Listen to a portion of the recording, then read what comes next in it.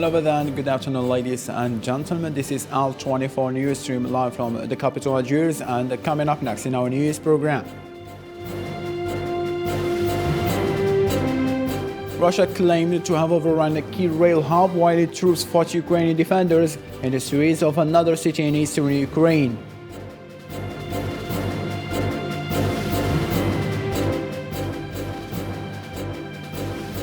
Al-Quds is bracing for a controversial flag march by Zionists on Sunday that has sparked warnings of a new escalation from Palestinian factions.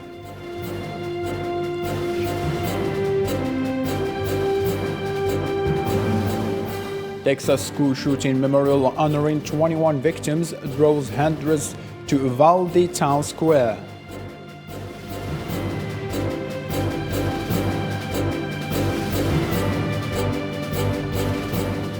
And in sport, Madrid beat Liverpool last night 1-0 to win European club football's most prestigious prize, UEFA Champions League.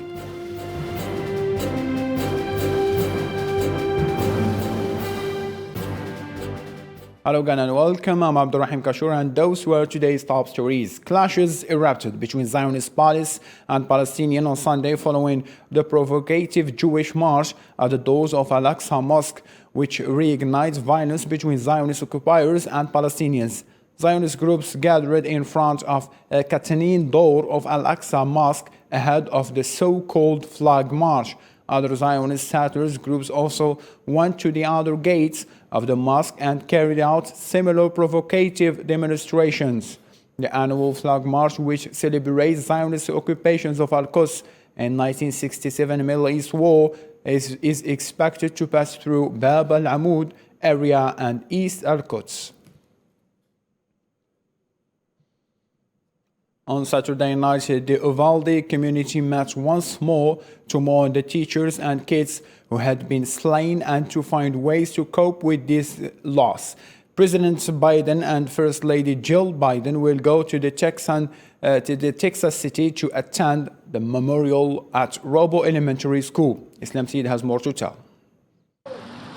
Several dozen people gathered on Saturday morning at the Central Square, which became a place of memorial to the victims of the school shooting in Uvalde. The residents have left flowers, photographs, stuffed animals, and messages for the students and the two teachers.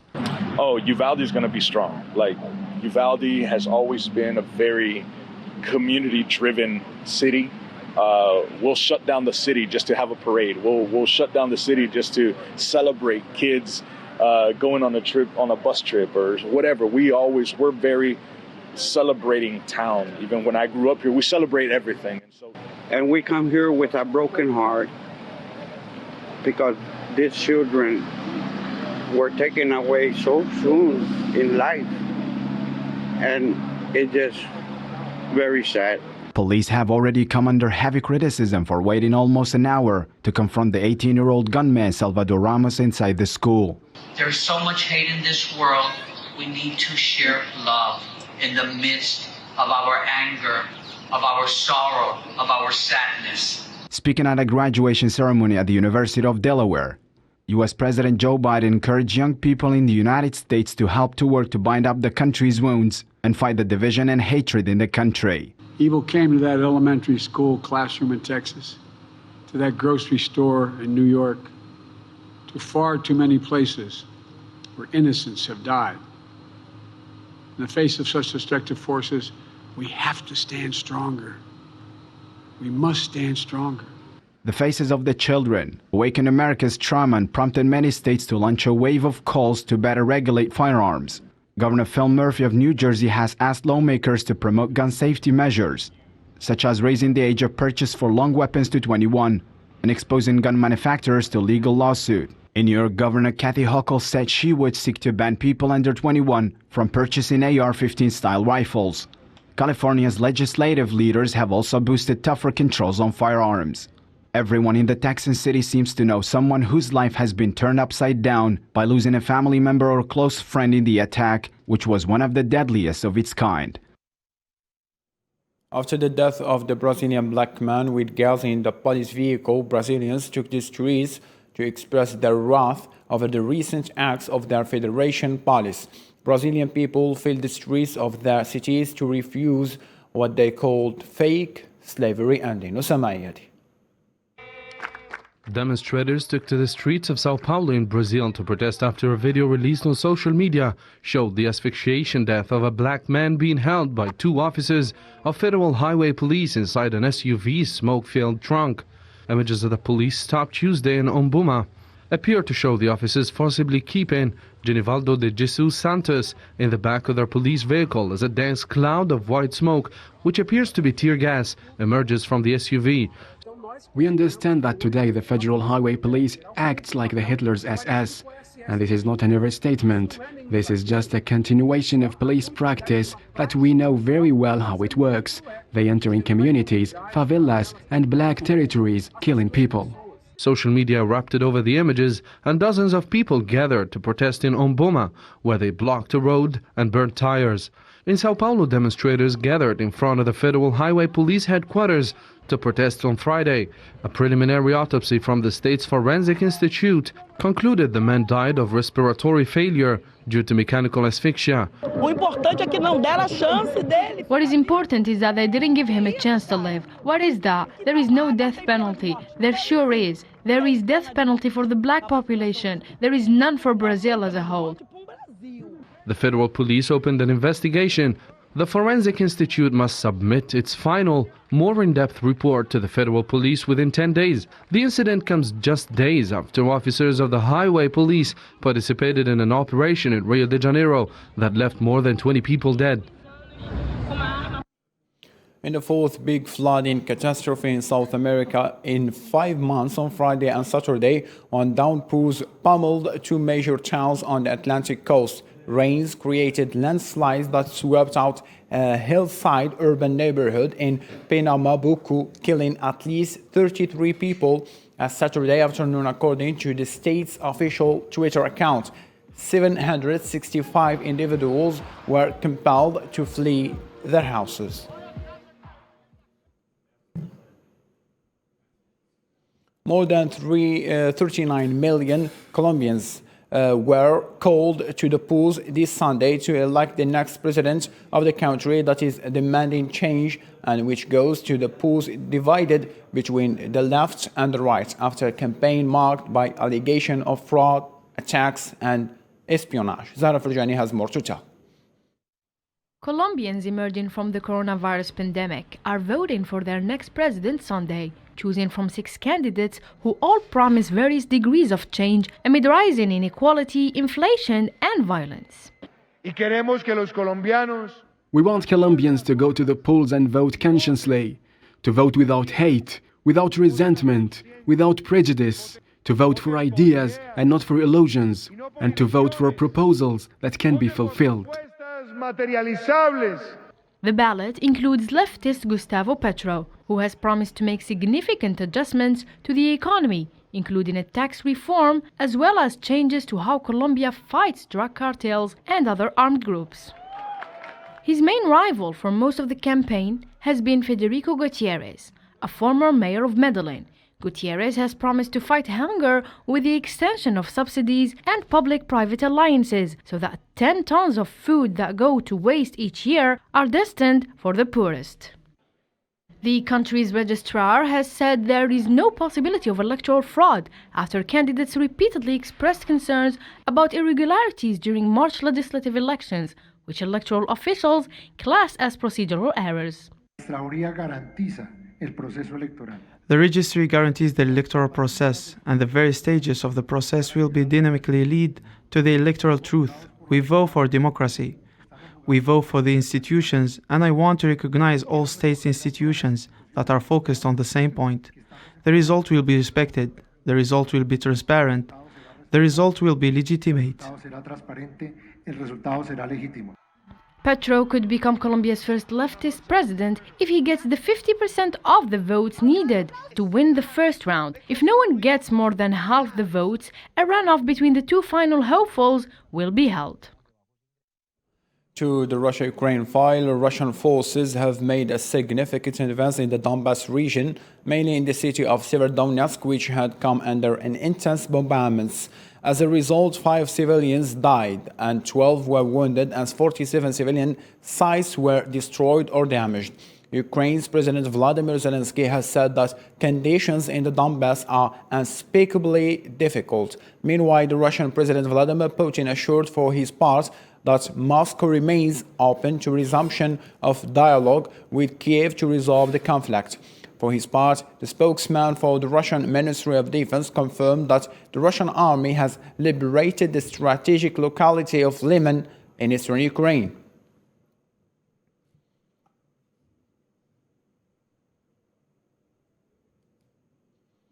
Farmers across Ukraine are unable to sow their lands, missing a critical planting window, while also struggling to ship harvested crops out due to the Russian blockade of Ukraine's critical Black Sea ports. Ukrainian farmers now have an estimated 22 million metric tons of grain stock in storehouses. They're raised to plant new crops while also shipping this vast contribution to global food supplies has become a matter of urgency for officials from Europe to Africa.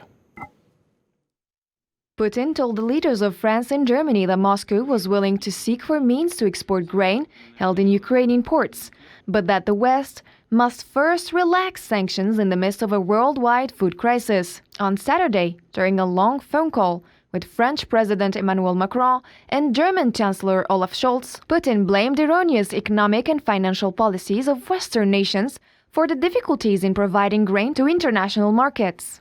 The Kremlin leader also warned Macron and Scholz against ramping up arms supplies to Ukraine, saying they could further destabilize the situation. For their part, the French and German leaders urged Russia to lift the blockade of the Ukrainian port of Odessa to allow the export of grain. The two Western leaders also asked Putin to hold direct serious negotiations with his Ukrainian counterpart Volodymyr Zelensky.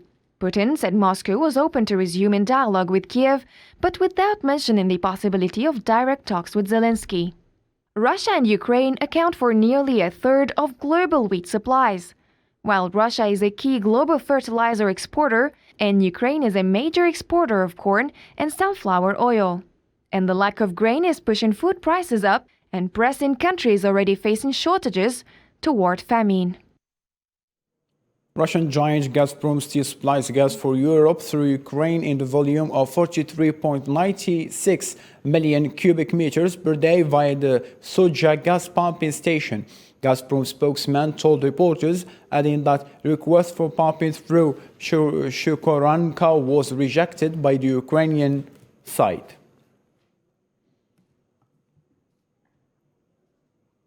Following a meeting between U.S. Secretary of State Antony Blinken and his Finnish counterpart, the top U.S. diplomat said that the country is engaged directly with Turkey and the discussions with Ankara would continue. This comes following the Turkey's threat to block Finland and Sweden from joining NATO. At a press conference following the meeting, the Finnish Foreign Minister said that it was very important that Turkey's issues with Finland's NATO membership be resolved before the alliance hold a summit in the Spanish capital, Madrid. The United States fully supports Finland and Sweden joining the alliance, and I continue to be confident that both countries will soon be NATO allies. Then regarding Turkey, our delegations visited actually Wednesday, both from Sweden and Finland. Turkey had a good negotiations there, long negotiations, agreed to continue those talks, and of course we rely on NATO open door policy, which is also supported by Turkey, and we think that these problems can be solved, at which Turkey has been raised.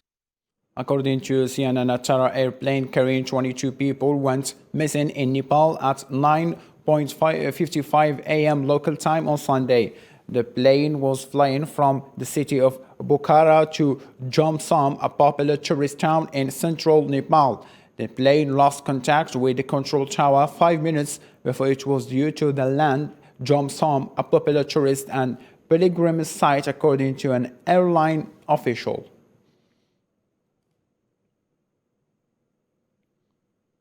According to authorities, a stampede at a church charity event in southern Nigeria on Saturday killed 31 people and wounded 7 others. A devastating result at a program that meant to provide hope to the poor, according to one witness. The deceased include pregnant mother and a large number of children. People who came to the church's annual Shop for Free charity program in Rivers State were caught up in the rush during the event hosted by the King's Assembly. Nigeria's former vice president, veteran politician Atiku Abubakar, will run for president again next year after the main opposition party picked him as the candidate to stand in election to succeed incumbent Muhammadu Buhari. Abubakar, 75 years old, lost to Buhari during the last election in 2019, which he claimed was rigged, but Buhari will not be on the ballot next year when the second of his 2 4-year terms come to an end. Residents of an upscale Shanghai compound took the streets to declare lockdown restrictions imposed by the community. Some incidents clearly reflect the frustration of the citizens after more than 7 weeks of lockdown, even when the number of cases has fallen. Meanwhile, Shanghai has partially resumed business centers and department stores, while all non-cross districts bus lines will restart operation from Monday in Pudong. UN Human Rights Chief Michelle Bachelet said that issue of separation Uyghur families has been discussed with Chinese authorities in Xinjiang. The Human Rights Chief also encouraged the government to undertake a review of counter-terrorism policies. Let's have a listen. The visit was an opportunity to hold direct discussions with China's most senior leaders on human rights, to listen to each other, raise concerns, explore, and pave the way for more regular, meaningful interactions in the future, with a view to supporting China in fulfilling its obligation under international human rights law. I share the concerns of a number of UN human rights mechanisms about laws and policies to counter terrorism and radicalism and their application. Violent acts of extremism have a terrible, serious impact on the lives of victims, including those tasked to protect the community. North Korean television continued to broadcast news about the spread of COVID-19 in the socialist state, even as it showed no images people getting tested. State-sponsored media showed government workers in protective suits and gear with English and Chinese written on the face shields. Workers were shown handing test tubes containing liquids, but there were no images of people being tested for COVID-19. Early Friday morning, North Korea State News Agency said that the State Emergency Epidemic Prevention Headquarters tallied the total number of the persons with fever to over 2 million since the late of April. Sri Lanka have been protesting in front of the presidential secretariat at Galface Green in Colombo, the 50th day on May 28th, as an island nation suffers a serious economic crisis. Sufyan Kanchouri notes follow. On April 9, rallies seeking President Gotabaya's resignation began. Since then, it has continued 24/7 despite bad weather and attacks by government supporters on May 9. People from all walks of life, including physicians and lawyers, have met at Galface in support of the demonstrations. According to the most recent information, a protest march from Liberty Junction in Kolopitia to Gutagugama in Galface began at 2 p.m. on Saturday to commemorate the 50th day of protest. A variety of other events are expected to take place at Gutagugama. All of us feel that not having a very independent and a transparent constitution and governance is one of the main reasons for the pathetic situation that we are facing today with economic bankruptcy and political anarchy. Meanwhile, the police have acquired a court order prohibiting the protest march planned to commemorate Kota Gogama's 50th day and barred demonstrators from visiting many highways and public facilities in Fort area. Park Chan-wook's hopes that Korea will contribute to the world cinema. Lucas Dohan talks about tenderness and the winner of the Palme d'Or, the one that wants to give back a place to funny films. All these were reactions of the Cannes Film Festival winners in ceremony. Let's have a listen. Oui, c'est un film sur la masculinité. Yes, it's a film about masculinity and friendship. I think we're not so used to having images of friendship between boys who are close, merged, and intimate, physical, full of tenderness. I think it's a film that talks about that, and also about the loss of tenderness. La tendresse. Donc je pense I hope that the momentum and energy we feel tonight can be sustained and that Korean cinema can even rise and open up to show that Korean films can contribute to the history of world cinema and the film industry. You know, if I have an interesting conversation together with my friends, we always laugh a lot. And if there's no laughter, if we're sitting in like, playing, how to say, hard to get, then it's not fun. And then we don't have more thoughts only because we are not laughing. So it's not. I want to take away the idea that important movie is boring and great fun movies are unimportant. Sport now. Madrid beat Liverpool last night 1-0 to win European club football's most prestigious prize, the UEFA Champions League, to claim the 40th European Cup at the Stade de France Saint-Denis. The Spanish Giants claimed the 5th Champions League trophy in 9 seasons. The Brazilian winner Vinicius Junior fired in from a close range finish in the 59th minute to the first goal and the last one in the whole game, giving Madrid the second triumph of the season after gaining the Spanish Championship La Liga for the 35th time in the club's history.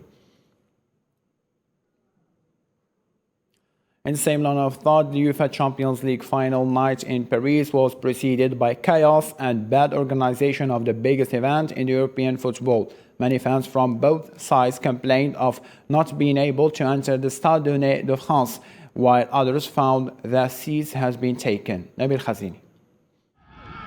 Causing the UEFA Champions League final to be delayed for 35 minutes, it was impossible to ignore the grotesque and shameful spectacle glimpsed near the Parc des Princes Stadium, marking a chaotic evening in Saint-Denis before the Real Madrid and Liverpool match has even begun.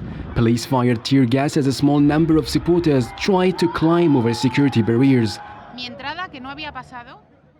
I got in half an hour late, and they made me wait at the entrance with the door closed. My ticket hadn't gone through. I couldn't get in. Shame on you, UEFA. But inside the finals theatre, meanwhile, the big show was already kicked off. Real Madrid needed only 19 minutes to launch a series of celebrations for the 40th title for the Spaniards. Very happy, the happiest man in the world. Very good game from the great Real Madrid. What more do you want me to say? We watched the game, they won, and Hala Madrid.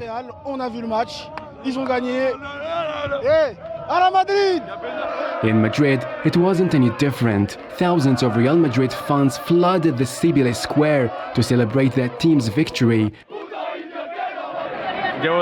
Living a La Liga and a Champions League here is spectacular. Honestly, it's an unforgettable experience. But there in England, Liverpool fans were hugely upset. Their team finished the season with heartache following their loss in both the Premier League and Champions League final. We were unlucky there tonight. We controlled most of the game. There wasn't respect on his name before, and I think he was. But you know what? We'll be back there next year. Come on, you Reds!